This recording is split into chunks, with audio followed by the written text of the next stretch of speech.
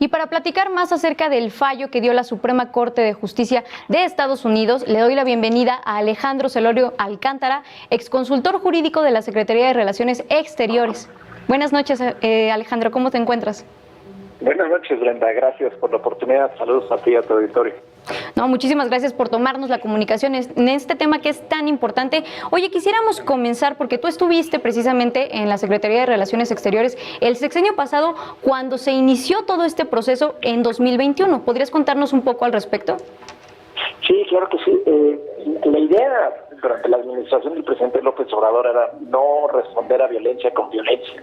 Muchas acciones se emprendieron y una de ellas fue insistir en reducir el número de armas o insistir en la reducción del número de armas que provenían de los Estados Unidos. Diversas acciones bilaterales, propuestas al gobierno de los Estados Unidos, y en adición a los esfuerzos de los gobiernos, ideamos pues llamarle la atención a las empresas sobre su falta de cuidado en la forma como venden armas en los Estados Unidos. Actualmente cualquier persona puede comprar armas, puede comprar muchas armas en una sola transacción, puede comprar armas lunes, martes, miércoles, y en muchos casos son prestanombres que compran armas para después entregárselas a el crimen organizado en México, eso generando pues la situación de violencia que vivimos.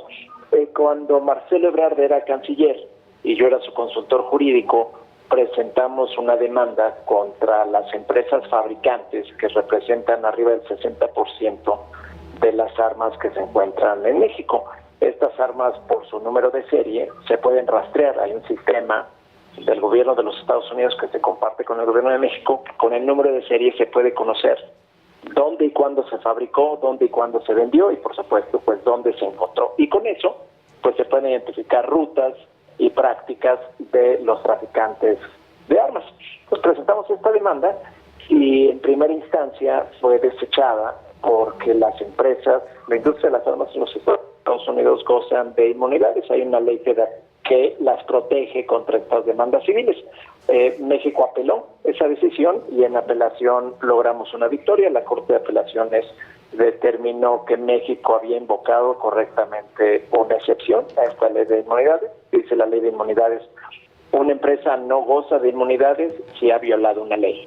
Y el argumento de México es que estas empresas, en su comercio negligente, comercio irresponsable, facilitan e instigan la exportación ilegal de armas y la venta ilegal de armas, ambas violaciones a leyes federales estadounidenses y por tanto escaparían de las inmunidades. Bueno, pues esta decisión de la Corte de Apelaciones fue llevada a la Suprema Corte y el día de hoy la Suprema Corte de los Estados Unidos decide en contra de lo que había dicho la Corte de Apelaciones y afirma lo que dijo el juez de primera instancia, en el sentido de establecer que el argumento presentado de México para invocar estas excepciones de la ley de inmunidades pues no era suficiente, dice la Suprema Corte.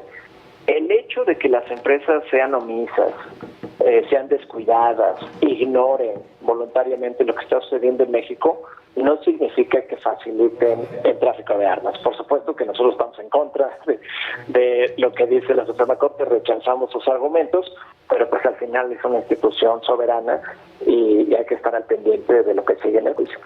Claro. Oye, Alejandro, y este fallo que se dio el día de hoy, ¿podría afectar el otro juicio que se mantiene abierto, que precisamente también inició el gobierno mexicano, pero con las autoridades de Arizona? Qué bueno que le dices, Brenda. A mí me parece que impactará positivamente al juicio. ¿Por qué? Porque la Suprema Corte establece que el vínculo causal, o sea, entre conducta y daño, en el caso que presentamos en Boston contra las empresas, que son el primer punto en la línea de distribución en los Estados Unidos, es muy lejano.